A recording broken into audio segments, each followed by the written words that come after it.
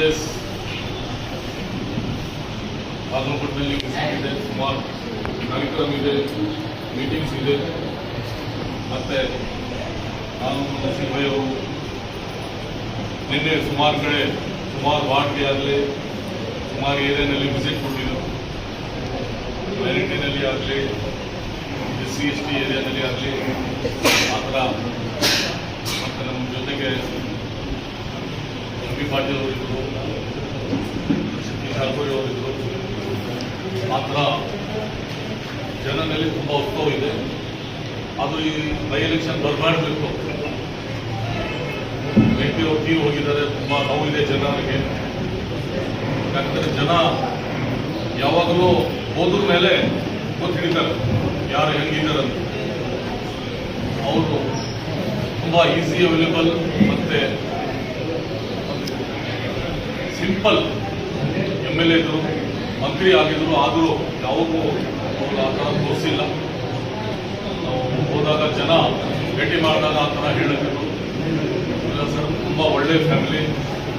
ಮತ್ತು ಯಾರೋ 4-5 ಸಲ MLA ಆಗಿ, ಮಿನಿಸ್ಟರ್ ಆಗಿ, MP ಆಗಿ ಅಂದರೂ ಅವ್ರಿಗೆ ಸಿಸ್ಟಮೇ ಬೇರೆ ಇರ್ತದೆ. ಆದರೂ ಅವರು ಯಾವಾಗಲೂ ಆ ಥರ ತೋರಿಸಿಲ್ಲ. ತುಂಬ ಸಿಂಪಲ್ ರೀತಿಯಿಂದ ಜನರಿಗೆ ಭೇಟಿ ಮಾಡಿದ್ದಾರೆ. ಕೆಲಸ ಎಷ್ಟಾಗಿದೆ ಅದು ಒಂದು ಔಟ್ ಪೀರಿಯಡ್ನಲ್ಲಿ ತುಂಬ ಡೆವಲಪ್ಮೆಂಟ್ ಕೆಲಸ ಆಗಿದೆ. ಅದು ಒಂದು ಸೈಡ್ಗೆ ನಮ್ಗೆ ಏನು ರೆಸ್ಪೆಕ್ಟ್ ಕೊಡ್ತಿದ್ರು ಅದು ಮುಖ್ಯ ಇತ್ತು. ಈಗ ಜನ ಏನು ರೆಸ್ಪೆಕ್ಟ್ದು ತುಂಬ ಇಂಪಾರ್ಟೆನ್ಸ್. ಈ ಕಾಲದಲ್ಲಿ ಯಾರಿಗೂ ಒಂದ್ಸಲ ಊಟ 2 ಸಲ ಊಟ ಸಿಕ್ಕಿಲ್ಲ ಅಂತ ನಡೀತದೆ. ಆದರೂ ರೆಸ್ಪೆಕ್ಟ್ ಇಸ್ ಮೋರ್ ಇಂಪಾರ್ಟೆಂಟ್.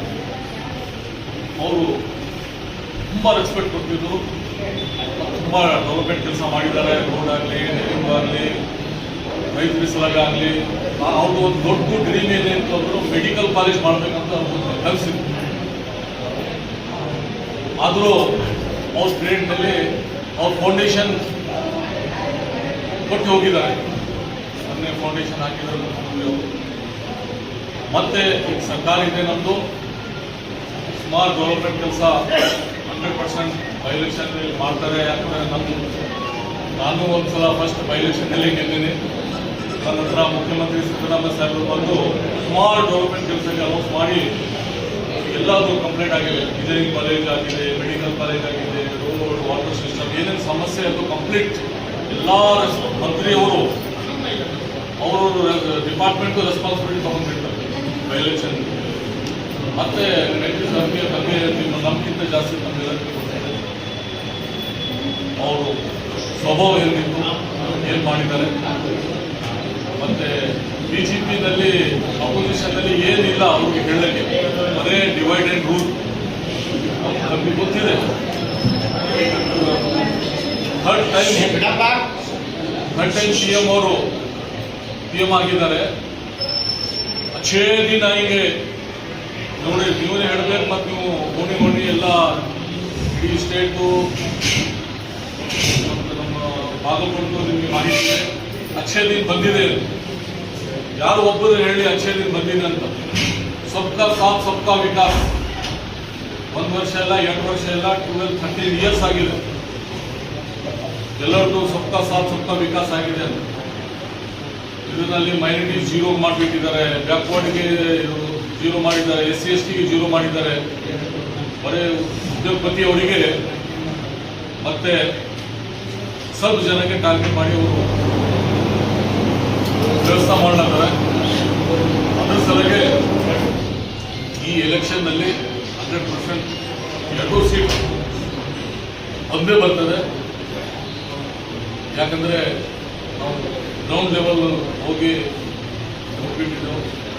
ಈ ಸಲ ಮತ್ತೆ ಮುಖ್ಯಮಂತ್ರಿ ಸಿದ್ದರಾಮಯ್ಯ ಅವರು ಅಡ್ಮಿನಿಸ್ಟ್ರೇಷನ್ ತುಂಬ ಒಳ್ಳೆಯದಿದೆ. ಈಕ್ವಾಲಿಟಿ ಎಲ್ಲರಿಗೆ ಬಾಬಾ ಸಾಹೇಬ್ ಅಂಬೇಡ್ಕರ್ ಏನು ಹೇಳಿದ್ದಾರೆ ಸಂವಿಧಾನದಲ್ಲಿ, ಆ ಥರ ಎಲ್ಲರಿಗೂ ಈಕ್ವಾಲಿಟಿ. ಕಾಂಗ್ರೆಸ್ ಸರ್ಕಾರ ಯಾವುದು ಯಾವ ಜಾತಿ ಇಲ್ಲ, ಪರ್ಟಿಕ್ಯುಲರ್ಲಿ BJPನಲ್ಲಿ ಮಾಡ್ತಾರೆ, ಆ ಥರ ಯಾವುದೂ ಇಲ್ಲ. ಮತ್ತು ನಮಗೆ ಎಲ್ಲರಿಗೆ ಈಗೇನು 5 ಗ್ಯಾರಂಟಿ ಇದೆ. ಮಿನಿಮಮ್ 60,000 ಕೋಟಿ ವರ್ಷಕ್ಕೆ ಹೋಗ್ಲಿಕ್ಕೆ. ಅದು 60,000 ಕೋಟಿ ಏನು ಸುಮ್ಮನೆ ಹೋಗಲು ಹೊಂಟಿದೆ, ಅದು ಡೆವಲಪ್ಮೆಂಟ್ದೇ ಕೆಲಸ. ಒಂದೆರಡು ಎಕ್ಸಾಂಪಲ್ ಹೇಳ್ತೇನೆ. ಡೆವಲಪ್ಮೆಂಟ್ ಕೆಲಸ ಏನಿದೆ ಅನ್ನೋದು. ಸುಮಾರು ಹೆಣ್ಮಕ್ಳು ಬಂದು ನನ್ನ ಹತ್ರ ಅಳ್ಳತ್ತಿದ್ರು. ಇಲ್ಲಿ ಹೋದಾಗ ಸುಮಾರು ಅಂಬೇಡ್ಕರ್ ಕಾಲೇಜಿನಲ್ಲಿ ಭೇಟಿ ಮಾಡಿದ್ದಾರೆ. ಸರ್, ನಾವು ಮನೆಯಲ್ಲಿ ಕೆಲಸಕ್ಕೆ ಹೋಗ್ತೀವೋ, ಲೇಬರ್ ಕೆಲಸ ಆಗ್ತೀವೋ, ನಮ್ಮ ಮಕ್ಕಳಿಗೆ ಸ್ಕೂಲ್ ಹಾಕಬೇಕಂದ್ರೂ ತುಂಬಾ ಕಷ್ಟ ಇತ್ತು. ಪ್ರೈವೇಟ್ ಸ್ಕೂಲ್ನಲ್ಲಿ 500 ದುಡ್ಡು ಕೊಡೋದು ತುಂಬಾ ಕಷ್ಟ ಇತ್ತು. ಈಗ ಏನು 2,000 ಡೈರೆಕ್ಟ್ ನಿಮ್ಮ ಸರ್ಕಾರದಿಂದ ಬರ್ಲತ್ತದೆ. ನಾನು 2 ಮಕ್ಕಳಿಗೆ ಸ್ಕೂಲ್ನಲ್ಲಿ ಹಾಕಿದ್ದೀನಿ. 500 ದುಡ್ಡು ಕೊಡ್ಲತ್ತೀನಿ ಅಂತ ಹೇಳತ್ತಿದ್ರು. ನಾವು ಬೇರೆಯವರು ಮೆಡಿಸಿನ್ಗೆ ಬೇರೆ ಬೇರೆ ರೀತಿಯಿಂದ ಸುಮಾರು ಈ ಅಮೌಂಟ್ ಯೂಸ್ ಆಗ್ಲತ್ತದ. ಇದು ಡೆವಲಪ್ಮೆಂಟ್ ಬಡವರು ಅವ್ರ ಮಕ್ಕಳದ್ದು ಲೈಫ್ ಚೇಂಜ್ ಆದಾಗ ಅವ್ರು ಡೆವಲಪ್ಮೆಂಟ್ ಮುಂದೆ ಅವ್ರು ಒಳ್ಳೆ ರೀತಿಯಿಂದ ಇಂಜಿನಿಯರ್, ಡಾಕ್ಟರ್ ಎಲ್ಲ ಡೆವಲಪ್ಮೆಂಟ್ ಕೆಲಸ ಆಗ್ತದೆ. ಈಗ ಸುಮಾರು ಹೆಣ್ಮಕ್ಳು ಬಸ್ನಲ್ಲಿ ಹೋಗಿ ಕೆಲಸ ಮಾಡತ್ತಾರೆ. ಅವ್ರಿಗೊಂದು ಧೈರ್ಯ ಬಂದಿದೆ, ನಮಗೆ ಬಸ್ ಫ್ರೀ ಇದೆ, ನಾವು ಹೋಗಿ ಅಲ್ಲಿ ಕೆಲಸ ಮಾಡ್ಬೋದು.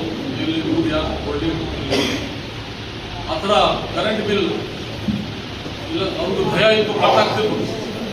ಅವ್ರ ಮಕ್ಕಳು ಸ್ಟಡಿ ಹೆಂಗೆ ಮಾಡ್ತಿದ್ರು, ಅವರಿಗೆ ಟೆನ್ಷನ್ ಇಲ್ಲ. ಮಂದಿಗೆ ಟೆನ್ಷನ್ ಇಲ್ಲ ಅಂದ್ರೂ ಅವರಿಗೆ ಕೆಲಸ ಮಾಡಲಿಕ್ಕೆ ತುಂಬಾ ಶಕ್ತಿ ಬಂದ್ಬಿಡ್ತದೆ.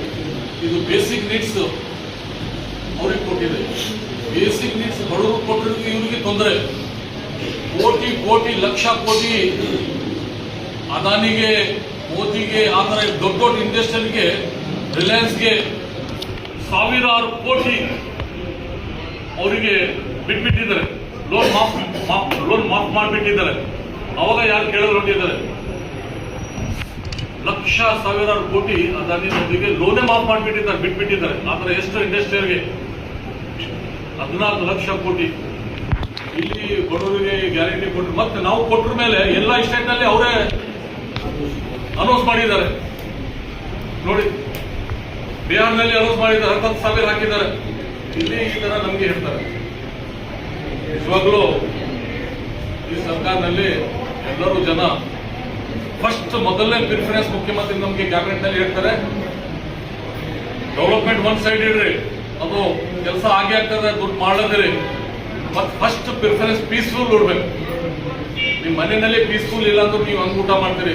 ಶಾಂತಿ ಇರ್ಬೇಕು, ಎಲ್ಲರೂ ಒಂದು ವಿಶ್ವಾಸ ಗೆದ್ದಬೇಕು. ನೀವು ಏನು ಆದರೂ ಇಮಿಡಿಯೇಟ್ ಆಕ್ಷನ್ ಆಗ್ತದೆ, ಮತ್ತೆ ನಮ್ಗೆ ಇನ್ಸಾಫ್ ಸಿಗ್ತದೆ ಅಂತ ಜನಕ್ಕೆ ಒಂದು ಧೈರ್ಯ ಇರಬೇಕು. ಅವ್ರಿಗೆ ರೈಟ್ಸ್ಗೆ ಮಾತಾಡಲಿಕ್ಕೆ ಧೈರ್ಯ ಇರಬೇಕು ಅಂತ ಕ್ಯಾಬಿನೆಟ್ ಅಲ್ಲಿ ಸೀರಿಯಸ್ ಹೇಳ್ತಾರೆ. ಡೆಫಿನೆಟ್ಲಿ ಈಗ 4 ದಿವಸದಲ್ಲಿ ಎಲ್ಲ ಹಾರ್ಡ್ ವರ್ಕ್ ಮಾಡಿದ್ರೆ ಬೈ ಎಲೆಕ್ಷನ್ ತಾವು ನೋಡಿದ್ರೆ 100% ಗೆದ್ದೇ ಗೆದ್ದಿರ್ತಾರೆ. ಜನನಲ್ಲಿ ಏನು ಅವ್ರು ತೀರ್ ಹೋಗಿದ್ದಾರೆ, ಅವರು ತಂದೆ BP ಸಾಹೇಬರು, ಅವ್ರ ಬಗ್ಗೆ ನೋವು ಇದೆ, 100% ನೋವು ಇದೆ. ಅದು ಸ್ವಾಭಾವಿಕ. ನೀವಾಗಲಿ ನೋವಾಗಲಿ,